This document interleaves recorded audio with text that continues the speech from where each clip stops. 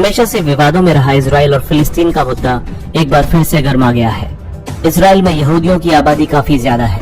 आज दुनिया के नक्शे में इजराइल एक यहूदी देश माना जाता है, मगर एक वक्त था जब यहूदी दुनिया में सबसे ज्यादा प्रताड़ित समुदायों में से एक था।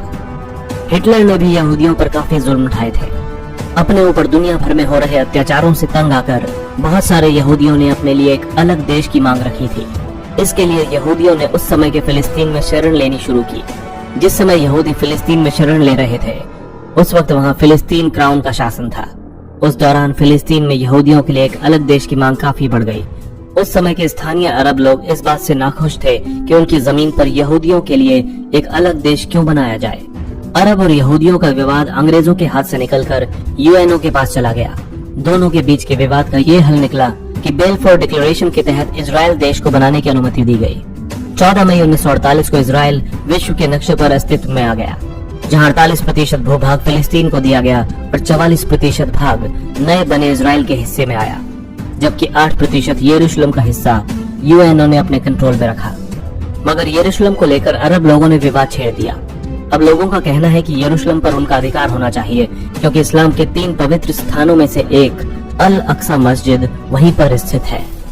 जब 6 अरब देशों ने हमला कर दिया था इजराइल पर, अरब देशों के लोग एक नए देश इजराइल के बनने से नाखुश थे। उनका मानना था कि ये ब्रिटिशर्स लोगों का अपने उपनिवेशवाद को जारी रखने का तरीका है। इसके बाद 6 देशों ने मिलकर इजराइल के खिलाफ जंग छेड़ दी। इस जंग को प्रथम इजराइल अरब युद्ध 1948 का नाम दिया गया। ये जंग अपने आप में ही काफी ऐतिहासिक थी, क्योंकि 5 से ज्यादा अरब देश नए बनाए गए देश इजराइल को खत्म करना चाहते थे। उस वक्त यहूदी जो इजराइल में रहते थे, उन्होंने देखा कि कुछ साल पहले दुनिया उनके साथ कैसे पेश आ रही थी।